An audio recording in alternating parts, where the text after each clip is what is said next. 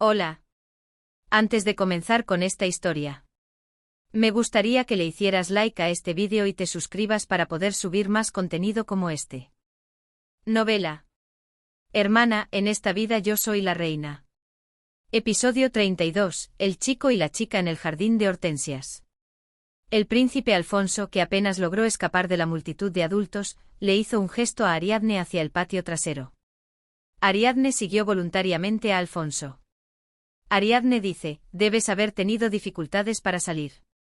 Ariadne ofreció consuelo al príncipe que se había abierto paso entre la multitud.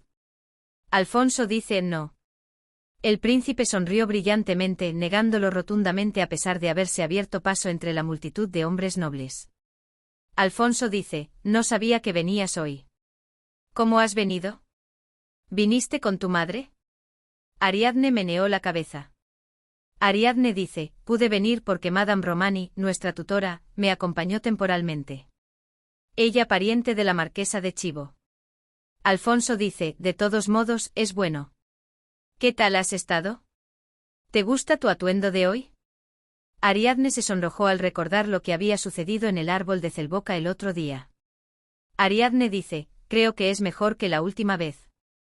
Alfonso dice, ¿qué pasa con la horquilla que te di? Ariadne se sonrojó nuevamente.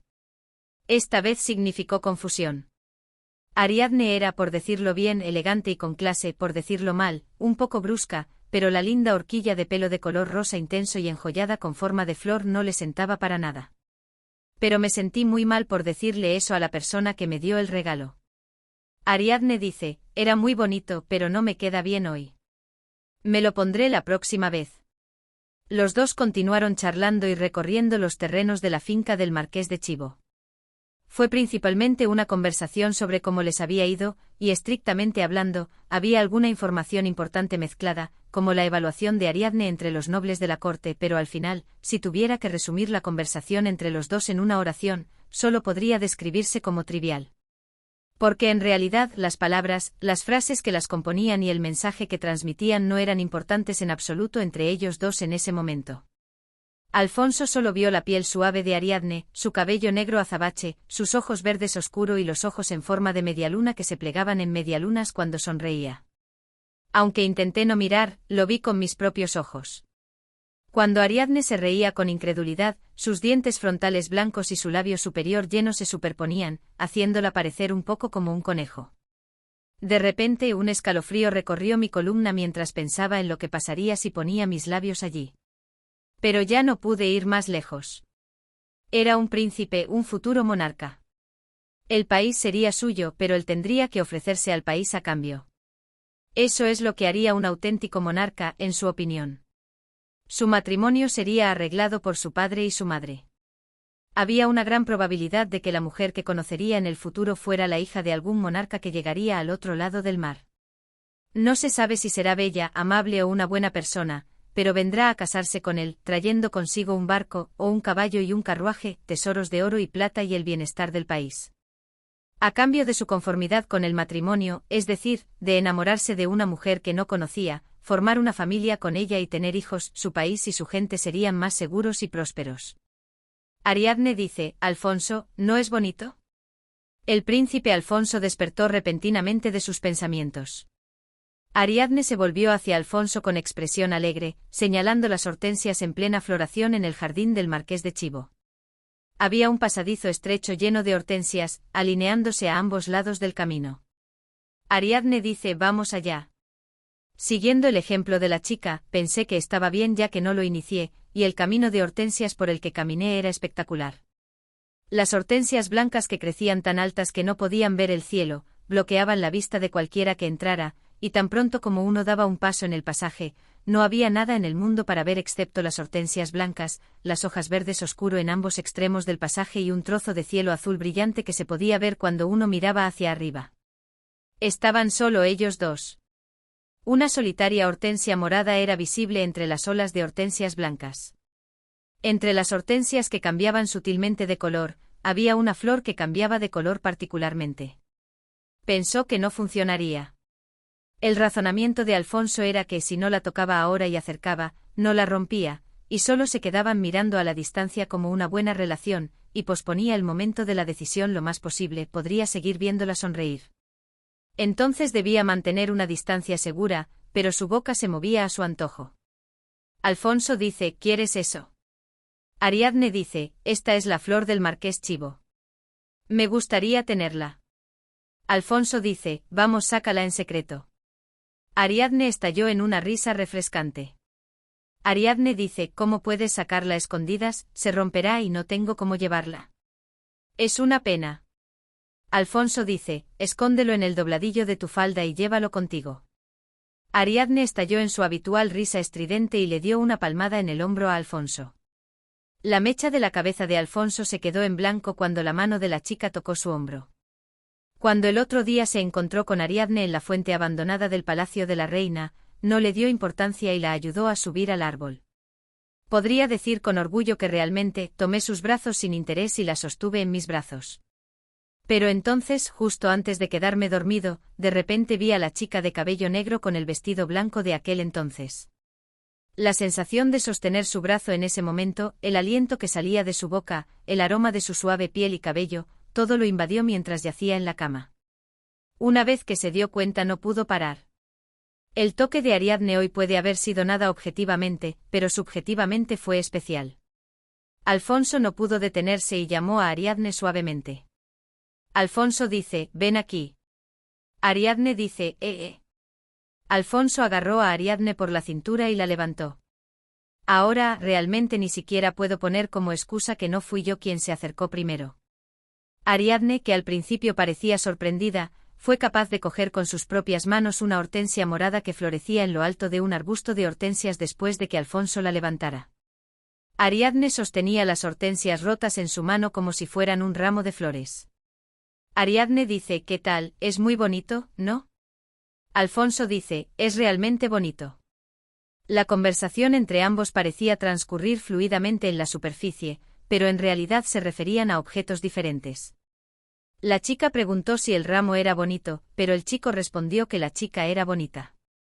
A menudo también se veían otros invitados al salón que salían a pasear. A sus ojos, todos los demás excepto ellos parecían objetos inanimados, relojes de pared o muebles. Sin embargo, una cosa que el reloj de pared y los demás invitados tenían en común era que podían decir la hora.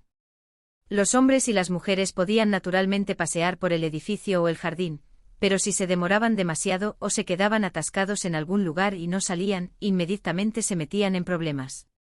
Un giro natural significó que los otros invitados que estaban presentes cuando ellos partieron tenían que seguir allí para estar en la zona segura. Ariadne y Alfonso empezaban a notar que había pocas caras conocidas, si es que había alguna, a su alrededor. Ariadne dice, tengo que entrar rápido. Alfonso accedió de mala gana a la prisa de Ariadne. La imagen de la cintura de Ariadne que acababa de sostener en mis manos no abandonó mi mente. El vestido de seda amarillo que llevaba estuvo en sus manos por un momento y luego desapareció, y fue como si la luz del sol hubiera entrado por una ventana por un momento y luego hubiera desaparecido de repente. La subasta de arte está por comienza. El presentador dice: quisiera expresar mi gratitud al marqués Chivo y su esposa por organizar este maravilloso evento hoy, a Su Alteza Real el Príncipe Alfonso de Carlo y a todos los caballeros y damas que han honrado esta ocasión. La subasta de arte finalmente estaba comenzando.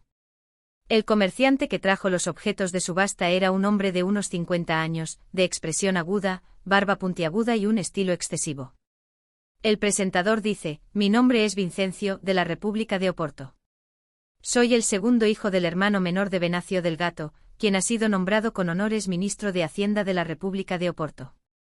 Gracias a esta conexión, puedo presentarles hoy unas obras de arte fantásticas. ¿Saben lo que viene? No es así. Aunque enfatizaba sus vínculos con las poderosas familias de la República de Porto, extrañamente daba la impresión de un vendedor ambulante. Pero el rumor sobre la victoria alada de Samotracia era tan grande que los invitados que se habían reunido en la sala y tomado sus asientos estaban entusiasmados y creando expectación entre ellos. Vincencio dice: empecemos con las pequeñas y bonitas. Son cuadros de un joven artista de Urbino. Aunque no sean muy llamativos, por favor, sean generosos y mírenlos como si estuvieran apoyando a un joven con gran potencial. Esta es la Virgen María de Narciso. Ariadne se rió entre dientes. Rafael Sanzio da Urbino, que pintó este cuadro, quedó prendado de la aclamación que recibió por su retrato del Marqués de Urbino, que sería presentado al mundo el año siguiente y enviado al Palacio del Pontificio. Continuó su carrera en el Gran Salón y unos años más tarde, se hizo cargo de la expansión y renovación del Concilio de Trevero, así como de la pintura de murales, y su salario se disparó literalmente. Rafael Sanzio da Urbino presumió desde sus primeros años de una composición y una pincelada sólida y estable, hasta el punto de que resulta embarazoso llamarle pintor novel. Era una época en la que la juventud estaba en su apogeo y las obras eran audaces. Si eres un amante del arte es menos llamativo, es posible que no puedas ver en absoluto o de lo contrario no tendrás más remedio que empezar a pintar con el pincel y óleo por tu cuenta cegado por el cielo. Vincencio dice: empezamos con 5 ducados. ¿Hay alguien más? Sin embargo, como el comerciante de la República de Oporto había comenzado con un comentario demasiado duro, no hubo nadie que dijera el precio pedido a pesar de que había pedido solo 5 ducados por una pieza que habría aumentado su valor varias veces durante el próximo año y que incluso un noble no podría permitirse comprar en 5 años. Ariadne no quería destacarse, así que esperó un momento más antes de gritar su nombre.